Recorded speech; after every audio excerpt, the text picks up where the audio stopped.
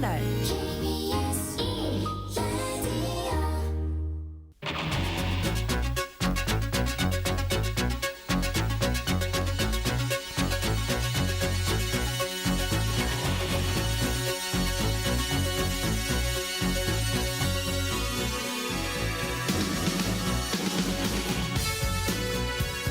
안녕하십니까. 성기영의 경제쇼를 대신해서 진행하고 있는 아나운서 김희수입니다. 지난주 미국이 상호관세를 발동하면서 일본에 대한 관세 합의 내용을 빠뜨려 15%포인트 추가 관세를 물게 된 일본은 경제 재생산을 미국에 급한 바 있죠. 트럼프 행정부가 다시 미일 관세 합의 내용을 반영해 수정하기로 했지만 시기가 언젠지는 여전히 알 수 없다고 합니다. 여기에 자민당 내에선 이시바 시게루 총리에 대한 사퇴 압박이 더욱 거세지고 있는데요.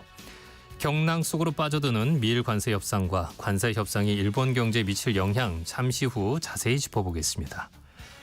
지난주 뉴욕 증시 3대 지수 모두 올랐지만 훈풍을 이어받지 못하고 있습니다. 이런 가운데 미국이 중국산 배터리의 고율 관세를 예고하며 글로벌 공급망 재편에 나서면서 국내 배터리 업계가 다시 성장 동력으로 부상하고 있는데요. 다시 2차 전지가 새로운 기회로 삼아 반등을 시도할지 잠시 후 주간 증시 전망에서 살펴보겠습니다. 이 시간은 유튜브로도 함께합니다.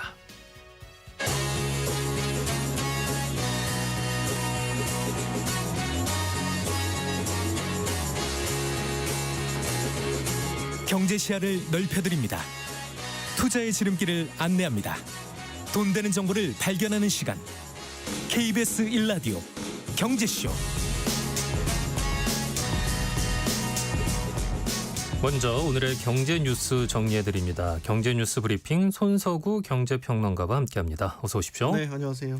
오늘 국내 증시가 혼조세로 마감했네요. 네, 혼조세도 혼조세지만 이 방향성을 상당히 예측하기 힘들 정도로 유가증권 시장은 상승 하락 장중 내내 반복을 했습니다. 진짜 널뛰기 뛰었군요. 네. 종가부터 말씀드리면 코스피는 0.1% 하락을 해서요. 3,206.77에 코스닥은 0.32% 오른 811.85에 거래를 마쳤습니다. 오늘 유가증권 시장 코스피에서는 외국인만 나홀로 매수였고요. 개인과 기관은 팔았습니다. 네. 지수가 이렇게 오락가락한 건 오늘 시장 내에 이제 호재성 이슈도 있고요. 그다음에 또 불확실성이 좀 짙은 이슈들이 이렇게 동시다발적으로 영향을 미친 것으로 보입니다. 지난주에 이제 뉴욕 증시 마지막 거래일에서 미국의 대규모 투자 계획을 발표한 애플이 이제 강세를 이어가면서 3대 지수 다 올랐고요. 나스닥이 특히 사상 최고치를 경신했습니다. 그러니까 애플의 강세가 의미하는 거는 기술주에 대한 투심이 여전히 뜨겁다라는 거죠. 반면에 이제 이번 주에는 미국의 최신 물가 지표 CPI가 발표될 예정이고요. 또 국내에서는 아시겠지만 이제 주식 대주주 양도세 논란을 비롯한 세제 개편안 이슈, 그다음에 반도체나 의약품에 대한 품목 관세를 트럼프 행정부가 발표할 것으로 보입니다. 그러니까 이렇게 호재성 이슈도 있지만 이렇게 불확실성이 있는 이런 이슈들이 혼재되어 있는 그런 상황이었습니다. 그러니까 불확실성 엄청 싫어하잖아요. 그렇죠. 예, 물가 관세, 세제 개편 모두 결과를 예측하기 힘든 이슈라서 투자 심리를 제한한다는 거네요. 네, 그렇죠. 그 트럼프 행정부가 상호관세를 정식 발효한 데 이어서 이제 이번 주에는 반도체와 의약품 품목별 관세를 발표할 것으로 예상되는데 우리 입장에서는 이제 역시 반도체가 초미의 관심사가 될 수밖에 없겠죠. 트럼프 대통령이 이제 100% 최고 관세를 부과할 수 있겠다고 했지만 또 미국 내에 공장을 짓는 기업은 예외로 두겠다 이렇게 얘기를 했죠. 그래서 삼성전자나 SK하이닉스가 관세를 피할 수 있을 것이라는 기대가 나오고 있는 거고, 다만 이제 반도체 공급망이 복잡하고 또 수시로 입장을 바꾸는 트럼프 대통령의 성향을 감안하면 또 낙관하기도 어려운 그러니까요. 그런 상황이고요. 그래서 이제 반도체와 의약품 관세가 어떻게 정해지는지에 따라 사실 증시의 반응도 다를 것 같습니다. 네. 여기에 대해 이제 물가 지표를 좀 주시를 해야 되는데 이번 주에 이제 7월 소비자 물가 지수 CPI라는 게 발표가 되거든요. 지금 관세 정책이 나온 이후에 물가가 전반적으로 이제 크진 않지만 오름세는 계속해서 이어가고 있어요. 네. 근데 만약에 이제 7월 지표에서 물가가 관세 영향을 받아서 크게 오르게 되면 연준의 금리 인하 시점 크게 뒤로 밀릴 수가 있단 말이죠. 이거는 또 증시의 악재가 될 가능성이 높고요. 반대로 이제 물가가 계속해서 안정적이다라고 한다면 금리 인하 가능성이 반대로 또 높아지기 때문에 이건 또 증시의 호재로 작용할 여지가 높고요. 그래서 좀 관심 있게 지켜봐야 되는 그런 항목이 되겠네요. 네. 정부 여당에서 주식 대주주 양도소득세와 관련해 결론을 내지 못했어요. 네, 어제 이제 고위 당정 협의가 열렸는데 정부 여당은 일단 추이를 계속 지켜보면서 숙고하겠다. 이런 입장이었습니다. 네. 지난달 이제 상장 주식의 양도세 부과 대주주 기준을 50억 원에서 10억 원으로 강화하는 내용의 세제 개편안이 나왔고 여기에 대한 이제 투자자들의 거센 반발이 일어나면서 네. 다음 날 증시 폭락했고 정치권 비판 또 민주당 내에서도 뭐 찬반으로 의견이 갈리면서 혼란스러운 상황이 계속해서 됐었죠. 하지만 어제 열린 당정 협의에서 민주당에서는 일단 당내 그리고 여론을 수렴한 결과 종목당 50억 원 이상 보유로 기존의 그 안을 그대로 유지해야 한다. 죄송합니다. 안이 아니죠. 기존 세제 안을 그대로 유지해야 된다는 안을 정부에 전달을 했습니다. 이거는 이제 아무래도 현역 의원들 사이에서는 여론에 민감한 부분들이 있기 때문에 현행 50억 원을 그대로 유지해야 된다는 의견이 좀 우세한 것으로 전해졌고요. 네. 다만 이제 정부와 대통령실은 바로 결론을 내리지 못한 거는 전반적으로 세제 개편 내용이 법인세도 인상이 됐었고요. 세제 개편을 통해서 세수 확대라는 기본적인 목표를 갖고 있는데 요 주식 양도세 기준만 별도로 두는 게 좀 형평성에 맞지 않는다. 라는 그런 부분들 지적이 있어서 여기에 대한 고민을 좀 더 하겠다라는 것으로 알려졌습니다. 네.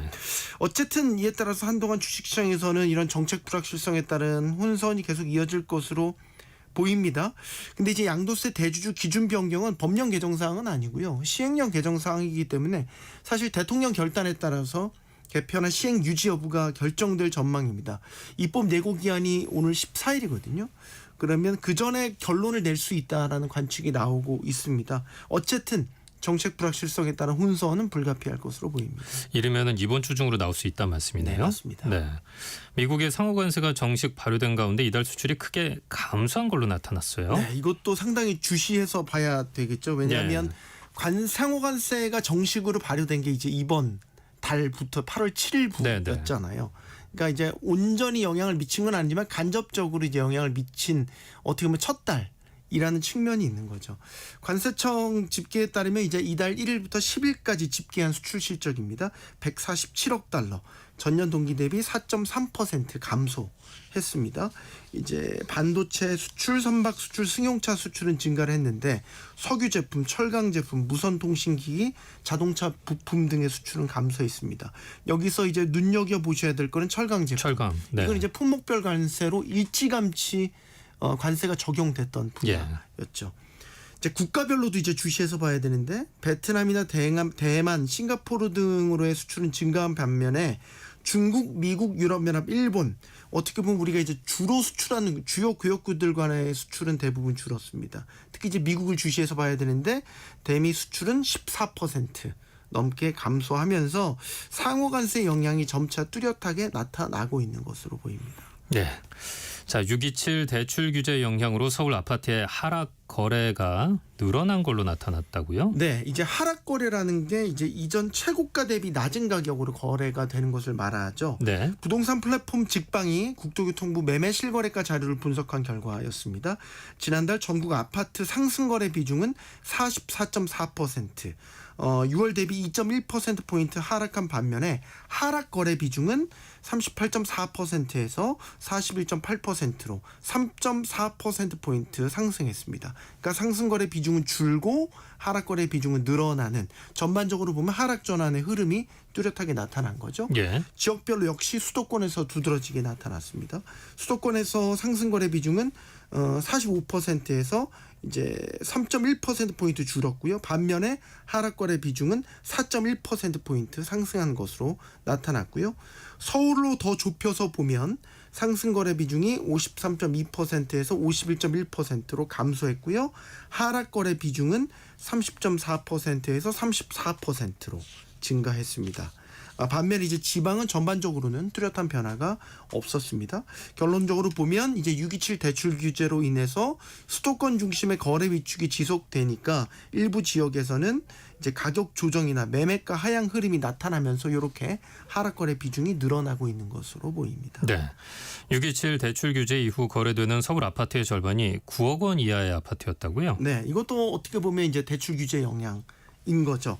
국토교통부 실거래가 시스템을 보면 6.27 대출 규제 이후 지난 10일까지 43일간 신고된 서울 아파트의 유효 거래량을 보니까 4,600여 건이었는데요. 네. 이 중에서 이제 9억 원 이하 거래가 49.5% 절반에 오, 거의 절반이네요. 네. 네. 그러면 이제 대출 규제 직전 반대로 대출 규제 직전 43일간 신고된 거래를 보면 14,500여 건 가운데 9억 원 이하 거래 비중은 37.7%였습니다. 그러면 그 비중이 11.8%포인트 확대된 거죠. 많이 올라갔네요. 뚜렷한 예. 차이가 이제 네. 나타난 거죠. 9억 원 이하 비중이 커진 거는 역시 대출 규제 영향으로 보입니다. 이제 주택담보대출이 6억 원 상승 캡이 이제 6억 원으로 제한됐지 않습니까? 예. 이 영향이 큰 것으로 보입니다. 강남 3구나 용산구 같은 규제 지역을 제외한 나머지 자치구에서 주택담보대출 비율이 70%로 묶였거든요. 그럼 이걸 최대한 받는다고 보면 6억 원의 대출 한도가 줄지 않는 집값의 상한이 딱 9억 원. 그 선에 딱 걸리는 겁니다. 네. 예. 그리고 이제 7월부터는 또 하나 있었죠. 3단계 스트레스 DSR이 또 시행이 됐죠. 이렇게 되면 이제 스트레스 금리가 올라가니까 소득 대비 대출 한도는 더 감소하게 되는 거죠. 아무래도 이렇게 되면 저가 위주의 거래를 할 수밖에 없게 됩니다. 이런 게 이제 고스란히 반영된 게 6억 원 이하 아파트 거래 비중이 대출 규제 전에는 14.7%에서 대출 규제 후에는 22.8%, 8%포인트 넘게 가장 큰 폭으로 증가했고요. 6억 원 초과 9억 원 이하는 역시 3.8%포인트 더 비중이 커졌습니다. 반면에 이제 9억 원을 넘는 9억 원 초과 15억 원 이하 비중은 대출 규제 후에는 28.6%의 비중으로 규제 전보다 6%포인트가량 오히려 비중이 축소가 되고요. 예. 이제 고가에 속하는 15억 원 초과 30억 원 이하 비중은 대출 규제 후에 15.6%, 이거는 전과 비교했을 때 7.4%포인트 비중이 감소를 해서 역시 가장 큰 폭의 감소를 보였습니다.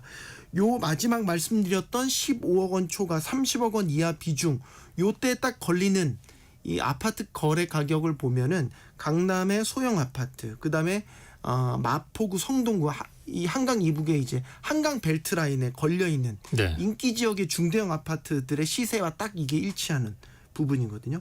그러니까 대출 규제로 이들 지역의 거래가 역시 가장 큰 타격을 받았다고 볼 수 있겠죠. 그럼 대출 규제가 됨으로 인해서 거래를 할 수 있는, 활발하게 거래를 할 수 있는 금액대가 이제 정해진 네. 게 되는 거네요. LTV 죄송합니다. 주택담보대출 상한이 6억 원 선으로 네. 딱 걸릴 수 있으니까 대출 비중이 높게 거래가 됐던 부분 중에서 딱 아까 말씀드렸던 마용성이라든지 강남 3구의 소형 아파트, 이 부분들은 이제 기존 현재 대출 규제로 인해서는 대출 이제 거래가 어려워지게 됐거든요. 그러니까 전반적으로 거래량도 줄었고 이제 캡별로 나누어 보면 이제 아까 비중이 줄었다고 말씀드렸지 않습니까? 네. 15억 원 이상, 30억 원 이하 딱 요 지역에 걸리는 아파트 거래 비중들은 다 큰 폭으로 감소를 한 거죠. 네. 대출 규제 영향. 네. 이 흐름이 언제까지 이어질지 또 지켜보는 것도 많은 사람들의 관심사가 될 것 같습니다. 경제 뉴스 브리핑 손석우 경제평론가와 함께했습니다. 말씀 잘 들었습니다. 고맙습니다. 고맙습니다.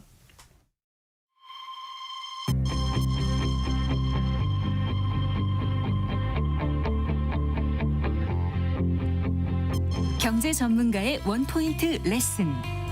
꼭 알아야 할 정보와 이슈를 알기 쉽게 풀어드립니다. 대한민국 경제 고수와 함께 투자의 맥을 짚는 KBS 1라디오 경제쇼. 진행의 성기영 아나운서입니다.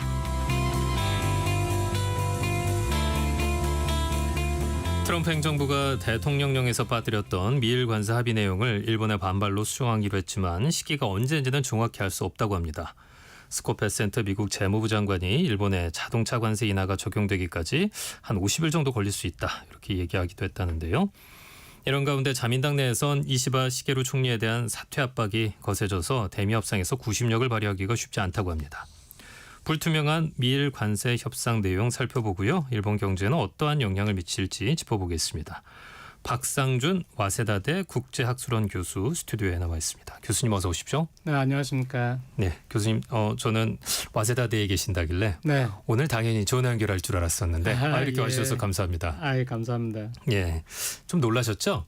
예상했던 진행자가 아니어서. 네, 몰랐어요. 네, 저희 선배가 휴가를 가시는 관계로. 그러시군요. 예, 이전까지는 저보다 또 제가 오기 전에 다리 김기만 아나운서가 있었고 이번 주는 제가 진행하고 있습니다. 네. 김희수 아나운서입니다. 네. 네. 많이 좀 여쭤보겠습니다. 일본과 미국의 관세 협상 후폭풍이 여전히 이어지고 있습니다. 미국의 상호 관세가 발효된 후에도 일본에서 합의 내용과 달리 이 관세율이 상호 관세율이 15% 추가된 거 아니냐는 논란에 부랴부랴 일본 경제 재생산이 미국으로 날아갔는데요. 수정이 됐다고는 하는데 수정 시기는 아직 안 정해졌다는 얘기도 들리고 있고요. 이게 지금 어떻게 진행되고 있는 건지 좀 한번 짚어봐 주시겠습니까? 네, 원래부터 문서가 없었기 때문에 그런데 이제 수정을 했다고 대통령령이 나와가지고 일본이 놀랐잖아요. 네. 근데 이제 대통령령을 수정하겠다라고 했다고 하는데 그 뒤에도 문서로는 나오지 않았기 때문에 일본에서는 그냥 뭐 쟤들이 거짓말하는 거야라든가 그렇게까지는 생각 안 하지만 좀 불안해하고는 있고요. 일본 정부에서 발표한 것은 미국 내에서 혼선이 있었다. 그래서 미국 내에서 15%다 관세 이렇게 확인을 해줬다. 그리고 자동차 관세도 지금 이제 27.5%인데 15%로 낮출 것이다. 확인을 해줬다. 그런데 이게 문서화된다든가 대통령령이 수정이 돼가지고 나오는 거 이런 건 언제일지 모르고 자동차 관세가 낮아지는 것도 15%로 낮아지는 것도 언제가 될지 모른다. 그런데 이제 미국도 그렇고 일본도 그렇고 되게 흘러나오는 말은 영국 같은 경우에 관세 협정을 한 다음에 그 관세가 실제로 낮아지기까지 50일 정도가 걸렸기 때문에 예. 일본도 한 앞으로 50일 정도 뒤에는 자동차 관세가 15%로 낮아지지 않을까 그렇게 얘기를 하고 있습니다. 예. 그런데 우리가 아는 일본 같은 경우에 좀 철두철미하고 꼼꼼하고 그리고 이제 돌다리도 두드려보고 이렇게 협상을 진행하지 않았을까 싶었는데 굉장히 의외의 결과예요. 네, 저도 놀랐어요. 예. 저도 일본 사람들 너무 문서화 잘하고 네네. 그거에 매달리기 때문에 이렇게 문서화를 하지 않고 구두 약속만 하고 한다는 것이 되게 특이하다, 이상하다 생각을 했는데 일본 언론도 많이 물었거든요. 근데 이제 일본 정부에서 대답하는 것은 너무 관세 협정이라는 것이 시간이 없었다. 그렇기 때문에 이거를 빨리 약속을 한 다음에 관세를 낮추는 거. 그게 포인트여서 우선은 약속을 하고 관세를 낮추고 이거를 문서화까지 다 한 다음에 그다음에 관세를 낮춘다. 정식으로 한다 하면은 네. 너무 시간이 걸릴 것 같아서 문서화까지는 가지 못했다. 그렇게 설명을 하고 있습니다. 그래서 네. 일본 내에서도 참 네. 이 정부 발표를 믿긴 믿어야 되는데 의구심이 들 수밖에 없는 것 같아요. 미국 연방관보의 이 같은 특례 조치 대상으로 이유만 거론이 돼가지고 일본 내에서 협상이 잘못된 게 아니냐 이런 의구심이 커지고 있다고 하던데 이건 너무 자연스러운 일 아닌가요? 이런 의구심이 커질 수 있는 거. 그렇죠. 아직도 의구심은 있습니다. 네. 의구심이 있지만은 그렇게까지 그렇다고 해서 이걸로 해서 시장에서 공격을 하고 있는 것 같지는 않아요. 예. 왜냐하면은 원래 관세 발표가 나기 전에 7월 22일, 23일에 발표가 났는데 그때 발표가 나기 전까지는 니케이 지수가 4만이 되지 못했거든요. 근데 발표가 난 날 4만을 넘었고요. 네. 그 뒤에 이제 또 이런저런 얘기 잘못됐다 구대 합의에 불과했다라는 얘기가 나오고 하면서 조금 또 니케이 지수가 빠졌지만 지난 금요일 날 오늘은 일본이 휴장이거든요. 예. 오늘은 공휴일이라서 근데 지난 금요일 날 한 4만 1천 정도에서 멈췄기 때문에 그러니까 시장이 그렇게 지금 현재 시장에서 평가하고 또 일본 기업들이 얘기하는 것은 예를 들어서 자동차 같은 경우에는 과거에 비해서 한 하루에 30억 엔 정도 손해가 난다. 네. 자동차 업계가 도요타 같은 경우에도 1년으로 친다면은 자기네 영업이익이 1조 엔 이상 손해가 날 것이다. 이렇게 얘기를 하고 있기 때문에 시장에서 굉장히 불안해하는 것은 맞는데 그 이전에 이제 이 관세가 어떻게 될지 모른다. 미국이 어떻게 될지 모른다 해서 굉장히 불안할 때 올해 4월이라든가 그때 니케이 지수도 굉장히 낮았을 때 네. 그때에 비한다면은 굉장히 불확실성이 오히려 많이 감소한 거 아니냐 그렇게 네네. 보는 것 같아요. 그래서 기업들은 굉장히 어렵다. 우리 영업이익 뭐 30% 이렇게 날아갈 것이다 이런 얘기를 하는데도 불구하고 니케이 지수는 4만 위에서 멈췄기 때문에 네, 시장이 그렇게 부정적으로 반응하는 것 같지는 않습니다. 네. 보통 시장은 불확실성을 경계한다고 그러잖아요. 네. 근데 이 정도 불확실성은 좀 감내할 수 있다 이런 건가요? 그러면 일본은? 그러니까 그 전이 더 불확실했기 불확실했다고 때문에. 생각을 했고 네. 이제는 여전히 불확실하지만은 그래도 많은 부분 좀 알려졌다 이렇게 하는 것 같고요. 그리고 또 그 미국 재무장관이 일본의 니케이 경제신문하고 또 인터뷰를 했어요. 네. 그래서 거기서 아무래도 관료가 그 언론하고 인터뷰를 하는 거니까 그렇게 막 일본에 대해서 자극적인 이런 얘기를 하진 않잖아요. 예. 그래서 이제 잘 풀 것이다. 뭐 미일 관계 굳건하다 등등 우리 함께 윈윈할 수 있다. 이런 좋은 말들을 또 하기도 했습니다. 예. 그럼 처음에 이제 상호관세 15%라는 일본의 요구가 반영됐을 때 그리고 5,500억 달러 대미 투자 패키지까지 포함한 내용 이게 이제 발표됐었잖아요. 미일 관세 협상 결과 보고 어떻게 평가하셨어요, 교수님은? 저는 그렇게 나쁘게는 한국도 마찬가지고요.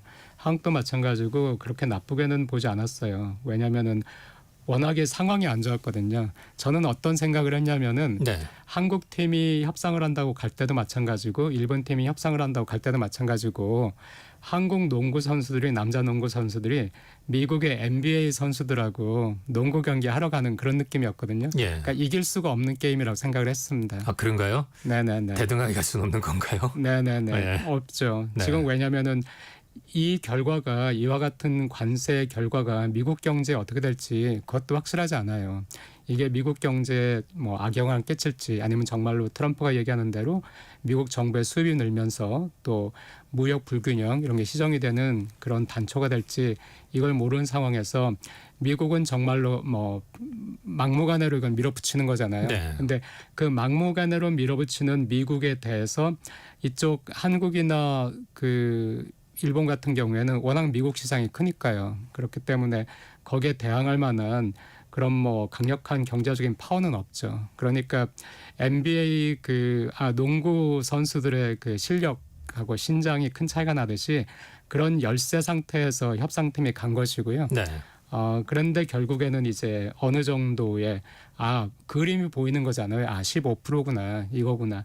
그렇게 됐기 때문에 저는 뭐 그게 나쁘진 않다고 생각하고 그다음에 5,500억 달러 한국 같으면 3,500억 달러 뭐 투자를 한다라고 했을 때도 이 투자도 도대체 어떤 투자냐 하는 것도 한국도 확실하지 않고요. 또 일본도 확실하지 않고 그렇다고 해서 미국이 분명하게 이건 이런 투자다 이렇게 하는 것도 아니고 예. 서로 얘기가 조금 다르고 한데 대강 일본에서는 지금 일본 돈으로 하면 80조 엔 정도 되거든요. 근데 80조 엔 정도인데 일본이 지금 1년에 해외 투자를 한 20조 엔 정도를 하고 있어요. 워낙 해외 투자를 많이 하는 나라잖아요. 네. 그러니까 80조 엔을 트럼프 4년 동안 나눈다면 20조 엔, 1년에 20조 엔 정도니까 지금보다 해외 투자가 2배가 된다. 그 정도로 생각을 하기 때문에 이 해외 투자를 그렇다면은 어디에 해가지고 일본 기업들에게 가장 유리한 그 분야는 어디고 또 어떤 종목이 될 것인가 이거를 이제 궁리하는 수순으로 들어갔고 일단 80조 엔을 투자하기로 한 거 이건 어쩔 수 없는 거기 때문에 그걸 가지고 이거 어떻게 수정할 수도 없고 돌이킬 수도 없는 거잖아요. 그래서 그거 가지고 막 그 논란을 막 하고 그러지는 않는 것 같아요. 예. 저는 그래도 여전히 의문인 게 말이죠. 트럼프 행정부 2기 행정부가 출범했을 때 일본이 되게 발빠르게 움직였어요. 근데 그에 반해서 우리나라 같은 경우에는 정치적 혼란기가 있었고요. 그런데 막상 결과를 놓고 보면 협상 결과를 놓고 보면 우리가 더 낫지 않나 하는 생각이 좀 들거든요. 그럼 일본 같은 경우는 이렇게 된 데 있어서 어떤 정치적인 문제 부분도 좀 기여를 했다는 얘기가 있던데.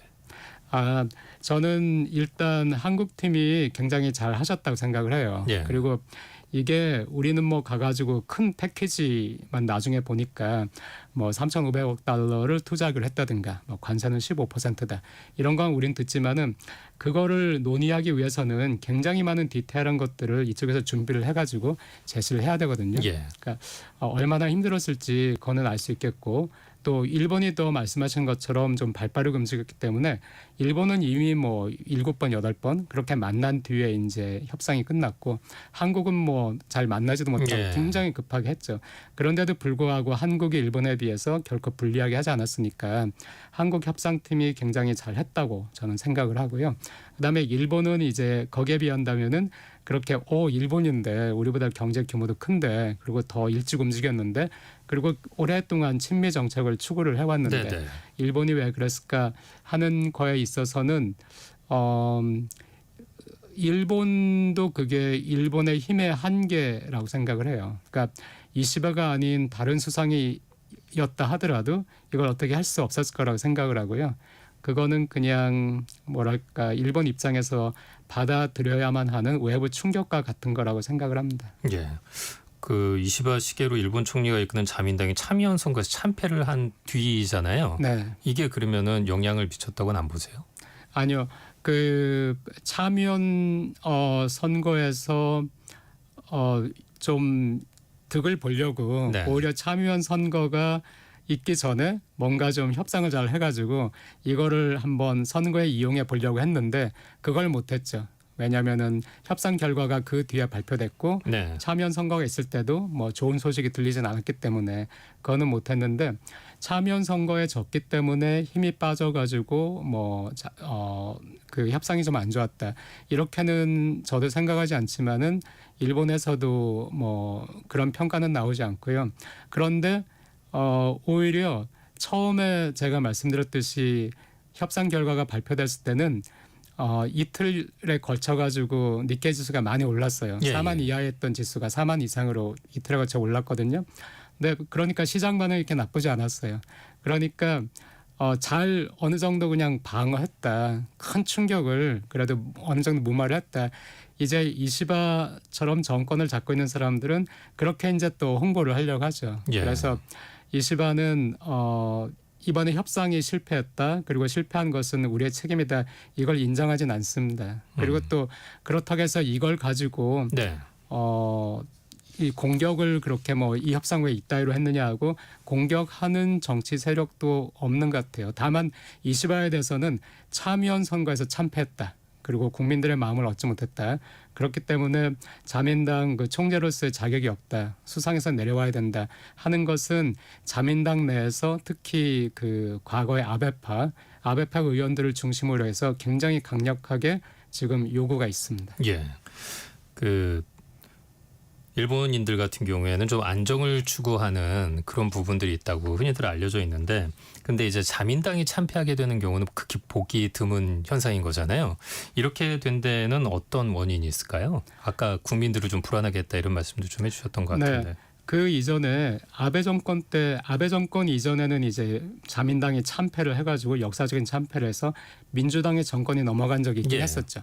근데 아베 정권이 들어오고 나서부터는 경제가 좋았어요. 경제가 좋았고 그렇기 때문에 아베가 여러 가지 좋지 않은 스캔들이 있었는데도 불구하고 아베 정권이 지지를 많이 받았었고요. 그런데 뭐 코로나 겪고 하면서 이제 경제도 안 좋아졌는데 그 뒤부터 뭐 스가라든가 기시다라든가 또 지금의 이시바라든가 오는 동안에 일본 경제가 특별히 좋아지는 어떤 거 혹은 아베 때 뭐 아베노믹스 같은 어떤 국민들의 좀 마음을 얻을 수 있는 슬로건 이런 게 없었으니까 뭔가 분위기를 바꿀 수 있는 그런 계기가 자민당 입장에서도 없었고요. 국민들 입장에서는 경제가 안 좋다. 그리고 문제도 많던 아베 이렇게 해서 자민당 인기가 많이 떨어졌었는데 거기에다 뭐 정치 자금 스캔들 해가지고 자민당이 굉장히 도덕적으로 상처를 많이 받은 상태에서 네. 스가, 기시다, 이시바에 오기까지 스가도 단명, 기시다도 단명을 했고 이시바에 오기까지 자민당이 다시 민심을 되돌릴 수 있는 어떤 게 없었기 때문에 그렇기 때문에 지난번 참의원 선거에서도 참패를 했고 또 그때는 뭐 쌀 가격이 급등을 한다든가 급등을 했는데 거기에 대해서 뭐 장관이 뭐 말을 실언을 했죠. 실언을 한다든가 하는 그런 것들이 있었고요. 그리고 또 하나는 이시바라는 사람은 그렇게 뭐 당내에서 메이저는 아니었어요. 네. 아베 정권 때 계속해서 마이너였었죠. 근데 이 사람이 저도 그래서 수상이 됐으면 좋겠다고는 생각은 했지만은 될 줄은 몰랐어요. 예. 근데 뜻밖에도 이제 된 거예요. 네. 그 1차 투표에서는 타카이치보다 득표 수가 낮았는데 오히려 이제 결선에서 이겨가지고 수상이 됐기 때문에 지금 현재 또 자민당 내에서도 아베파라든가 자민당 내에서도 좀 더 우경화된 사람들, 이 사람들이 이시바를 싫어하고 밀어내려고 하고 있고요. 그리고 선거에서는 또 뭐 아시겠지만 참정당이라든가 일본이 우경화되면서 특히 일본의 젊은 세대가 우경화되면서 그 우경화된 사람들에게 호소하는 그런 정치 구호들이 먹혔기 때문에 그런 것들도 이시바가 정치적 그 입지를 워낙에 약한 입지였는데 더 약하게 된 원인이라고 생각을 하고, 그런데 이제 이시바에 대해서 제가 조금 더 말씀을 드리면은 네네. 그 이시바가 일본 자민당 정치인 중에서는 또 좀 특이하다. 그리고 이 사람은 과거 일본의 잘못에 대해서 여러 번 반성하는 얘기를 했고, 그런 사람이다 하는 거는 이제 언론 통해서 한국에서는 많이 아시죠. 근데 이시바에 대해서 사퇴 압력이 자민당 내에서 굉장히 강력한데도 이시바는 물러나지 않고 여전히 수상을 하고 있는데 예. 뭐 여러 가지 이유가 있겠죠. 그리고 또 뭐 수상이 됐는데 뭐 내려오고 싶진 않겠죠. 그런데 또 언론에 의하면은 이시바가 이번 8월 15일 우리는 광복절이지만 일본에서는 종전일이라고 하는데 네. 아니면 9월 2일이 또 그 항복 문서에 서명을 한 날이거든요. 그러니까 지금이 뭐 원폭 투하라든가 종전이라든가 뭐 항복 문서 서명이라든가 여러 가지 이슈가 있는 때인데, 그때 이시바가 일본에 대해서 총리로서 메시지를 내고 싶다고 해요. 예. 그런데 이제 과거 우리가 알고 있는 무라야마 다마라든가 또 고노 다마라든가 그런 게 있었는데 수상의 다마는 내각에서 내는 경우도 있는데 이시바는 개인 총리 자격으로 내려고 한다던데, 거기에서 이시바가 뭐 사죄를 하겠다 이런 건 아닌 것 같고요. 이미 이시바는 무라야마 다마, 과거 사죄했던 고노 다마를 그 받아들이는 입장이니까. 그런데 일본 사회에 대해서 왜 우리가 일본이 그 전쟁을 했는가, 그 전쟁을 막지 못했는가, 그거를 우리가 한번 반성해야 되지 않나, 봐야 되지 않나 하는 메시지를 내고 싶어한다라는 설도 있고 일본 언론에 그렇기 때문에 더욱이 아베파에서는 이 사람을 끌어내리려고 한다는 것도 있어요. 그래서 저는 한국에서 그 일본을 대할 때 같은 일본이 아니고 또 같은 정치인이나 총리가 아니고 이시바의 자민당과 아베의 자민당, 또 이시바의 내각과 아베 내각은 분명 다르거든요. 근데 우리가 이시바의 내각을 아베 내각하고 똑같이 대응을 한다면은 그렇다면은 어쩌면은 우리에게 친구가 될 수도 있는 일본 사람들, 또 참여연 선거에 참패를 하고 나서 이제 자민당에서 굉장히 이시바 보고 물러나라 흔들고 있죠. 압력이 거세지니까 굉장히 재미있는 것이 일본에서 어느 정치인을 위해서 시민들이 스스로 데모를 하는 경우는 전 거의 못 봤어요. 근데 이시바 보고 물러나지 말라, 이시바 보고 자리를 지켜라 하는 데모가 수상 관저 밖에서 있었어요. 일본에서. 관제 데모 아닙니까 그러면?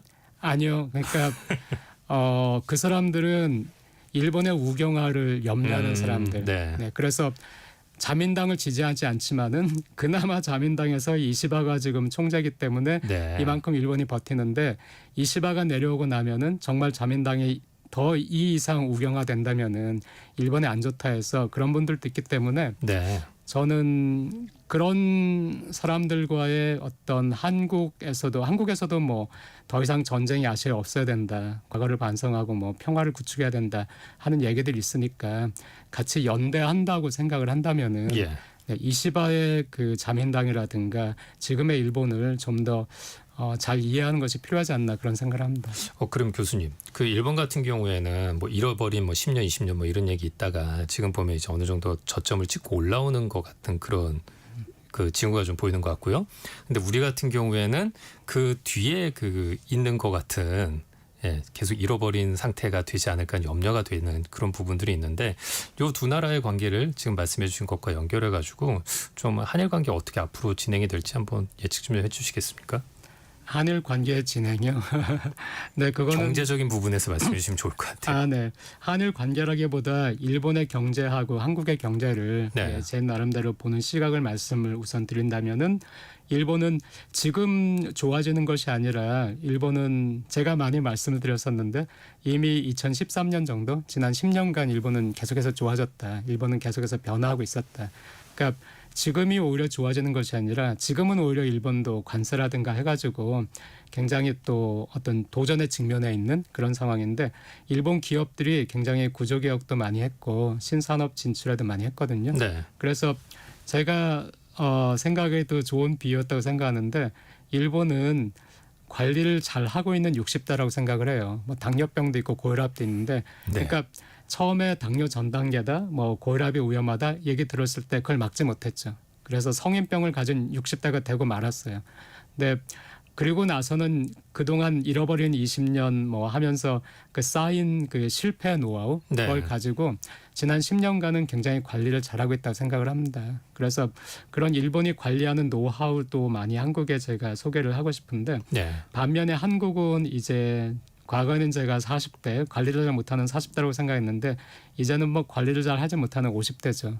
한국도 이제 당뇨 전 단계다. 이제 곧 당뇨가 된다. 또 고혈압이 된다라고 얘기를 하고 있지만은 그거를 저도 왜 안 될까 생각했는데 결국 일본처럼 병이 걸린 다음에 성인병이 걸린 다음에 60대가 된 다음에 그때 이제 한국도 고쳐 나갈 것 같아요. 네. 그래서 한국은 일본에 비한다면 아직 젊으니까 지금 만약 고친다면은 일본보다는 훨씬 잃어버리는 시간이 짧긴 한 텐데 지금은 한국 사회에서는 그렇게까지 생각 안 하시기 때문에 한국도 당분간은 좀 어렵지 않을까 그런 생각을 합니다.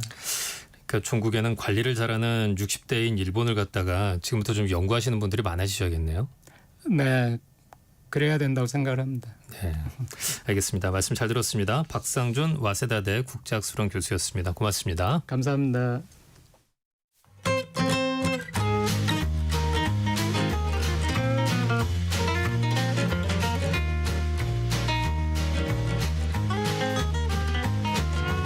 경제 맛집 투자 핫플. 지금은 돈 벌기 딱 좋은 시간. KBS 1라디오 경제쇼.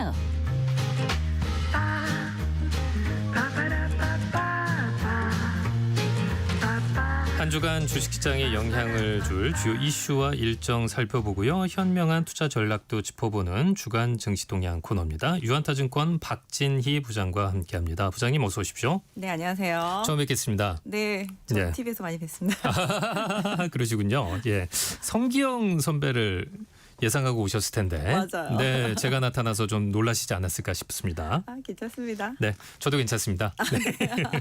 먼저 지난주 뉴욕 증시부터 좀 살펴볼까요? 네, 지난 주말에 뉴욕 시시는 혼조권으로 좀 마감을 했는데요. 일단은 나스닥은 조금 오르고 다우는 소폭 하락을 했습니다. 전반적으로 봤을 때 이제 엔비디아하고 애플 뭐 이런 정도 좀 강했고요.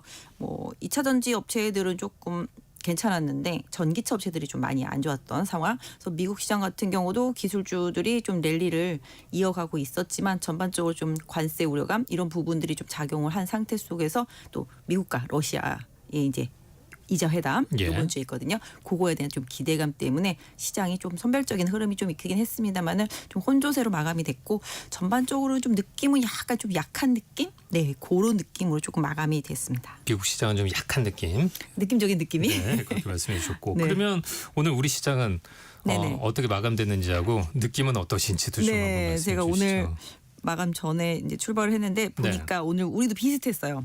오늘 우리도 종합지수는 한 3.24포인트 하락을 했고요. 코스닥 같은 경우는 2.58포인트 상승을 해서 좀 마감을 했습니다.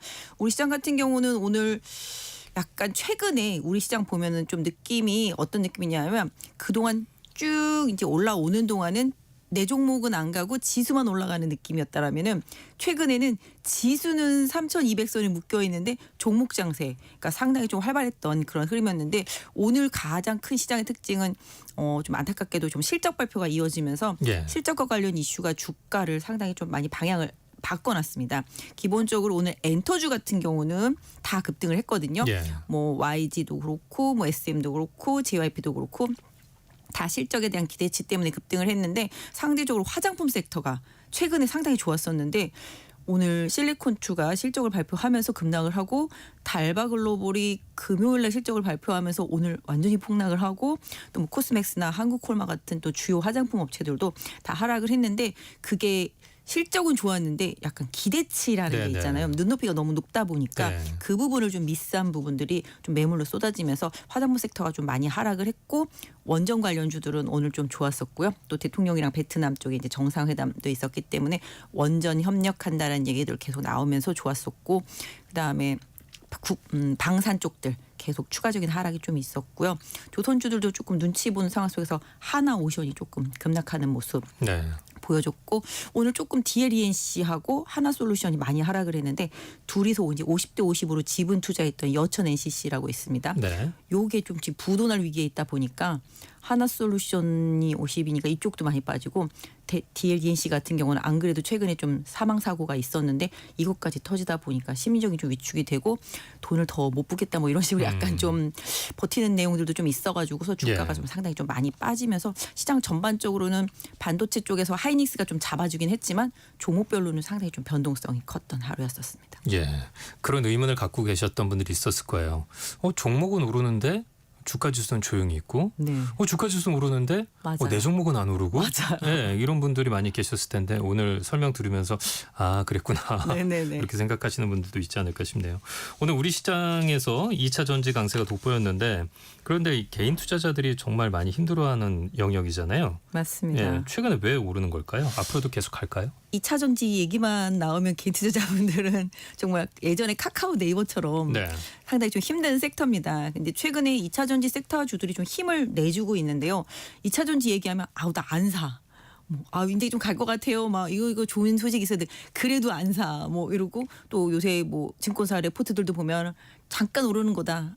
3, 4분기 안 좋다. 뭐 이런 식으로 레포트가 많이 나오는데요. 네. 그럼에도 불구하고 좀 강세를 띠고 있습니다. 근데 그 시발점을 어디서 좀 찾아봐야 되냐 하면은 일단 삼성이 테슬라랑 좀 협업을 하기로 했잖아요. 예. 그러다 보니까 테슬라 하면은 전기차도 있고 로봇도 있고 뭐 다 반도체 이제 거기 칩도 들어가는데 또 최근에 삼성이 또 애플이랑도 또 이제 협력을 해서 이제 칩을 생산해 주기로 했는데 기본적으로 그러다 보니까 2차 전지 섹터 주들이 뭔 좀 풀리나 이런 느낌이 있었는데 최근에 이제 미국이 중국에 이제 ESS나 이런 식으로 관련해서 이제 배터리 관련된 부분 이제 관세도 많이 매기겠지만 이제 제한을 두는 거죠. 수입 제한. 그러다 보니까 한국이 반사적으로 이득을 볼 수 있겠다. 그동안 중국 업체들한테 다 눌려가지고 예. 전기차나 2차 전지 우리나라 기업들은 정말 힘을 못 썼었거든요. 근데 관세 이슈 이후 그다음 또 미국이 계속 중국을 견제해주면서 좀 뭔가 좀 풀린다. 이런 상황 속에서 LG 에너지 솔루션이 미국 쪽에서 ESS 수주를 받았고 거기서부터 이제 물꼬가 터지기 시작하면서 이거 조금 되려나라는 그런 심리 게다가 또 주가가 거의 한 몇 년 동안 빠졌기 때문에 주가 자체도 워낙 바닥에 있다 보니까 계속적으로 좀 반등이 나오고 특히 LG 에너지 솔루션이 실적을 발표하면서 나쁘지가 않네 이렇게 되면서 관련되어 있는 소재 업체들 또 최근에 뭐 전고체 쪽도 많이 올라왔지만 특히 가장 핵심 오늘 많이 급등한 핵심은 중국의 CATL이라고 큰 배터리 업체가 있어요. 근데 네. 거기서 이제 리튬 생산을 한 공장이 있는데 그중에 이제 전 세계 한 3% 정도 차지하는 건 한 3개월 동안 가동을 멈추겠다. 이런 식으로 얘기하면서 그럼 좀 리튬 가격 올라오겠다. 이러면서 약간 지난번에 태양광 구조조정 이후에 하나솔루션 많이 올랐던 것처럼 이번엔 리튬 좀 구조조정 되면서 2차 전지 섹터 주들이 우르르 올라오면서 오늘 시장을 강하게 좀 주도했던 흐름인데요. 연속성에 대해서 물어보신다면 제가 생각할 때는 아직까지 불편한 점이 많이 있기는 하지만 주식은 항상 그런 것 같아요. 먼저 움직인다. 심리적인 부분들. 이제 좀 괜찮아진다. 사야 되겠다 할 때는 이미 늦다. 이런 생각으로 좀 봐주시면 좋을 것 같은데 2차 전지 섹터는 좀 장기 하락 이후에 쇼커버링도 좀 들어오고 있고 미국과의 관계에서 또 삼성과 테슬라의 관계에서 또 ESS 성장 이런 부분들을 봤을 때 에너지 섹터의 한 일부분 원전도 에너지 섹터로 그다음에 전력기기나 전선도 다 에너지 섹터로 엮여 있지만 ESS 같은 경우도 친환경이라든지 신재생 에너지 이런 쪽을 다 통합해서 본다라면은 이 에너지를 저장하는 이 SS 사업은 시장이 좀 상당히 크다. 그게 또 미국과 연결이 되어 있다 보니 중국이 견제되고 우리나라 업체들이 좀 수혜를 볼 수 있다. 이런 기대감 이런 부분들이 좀 이어지고 있기 때문에 앞으로도 조금씩은 좀 회복되지 않을까 싶습니다. 말씀하시는 도중에 이제 삼성전자가 언급이 됐습니다. 네네. 삼성전자의 선전을 기원하시는 분들이 아직도 많이 있으실 그럼요. 텐데 삼성그룹 그리고 삼성 협력사들의 강세가 좀 두드러지는 모습인데 그동안 좀 실적 부진으로 힘들어했었던 삼성전자에 맞습니다. 어떤 변화가 있는 것인지 좀 한번 짚어봐 주시죠. 네, 내용에서도 좀 나왔지만 네. 사실 삼성전자도 2차 전지급으로 못 갔다라고 생각하실 수 있을 것 같아요. 하이닉스가 하이닉스가 계속 성장하는 동안 삼성전자는 이렇게 뒤처져 있었잖아요. 그다음에 이제 뭐 이재용 회장이 이제 사법 리스크도 사라지고 해소가 됐고요. 네, 그러면서 이제 계속 이제 투자를 계속 하게 되는데 삼성전자의 반전이라고 할 수 있을 것 같습니다. 최근에 보시면 하이닉스가 이제 HBM 향으로 이제 계속적으로 치고 나갔고 삼성전자는 투자가 늦었기 때문에 못 치고 나갔는데 최근에 이제 파운드리 수주를 받고 이 부분이 좀 긍정적으로 보여지면서 삼성의 좀 적자 부분 이런 부분들이 조금 완화될 것에 대한 기대감 그와 함께 또 이제 원래 실적이 바닥을 치고 나면 더 떨어질 데가 없으면 기대치가 계속 주가에 반영될 수밖에 없거든요. 그런 상황 속에서 이제 테슬라 또 최근에 또 애플 이렇게 계속 얘기가 나오잖아요. 예. 그럼 결국은 나중에 또 엔비디아 퀄도 이제 통과할 수 있겠다. 뭐 요런 기대감까지 계속 작용을 하고 있다라고 보실 수가 있겠는데요. 최근에 아까도 말씀드린 대로 지수는 안 빠지는데 내 종목만 빠져.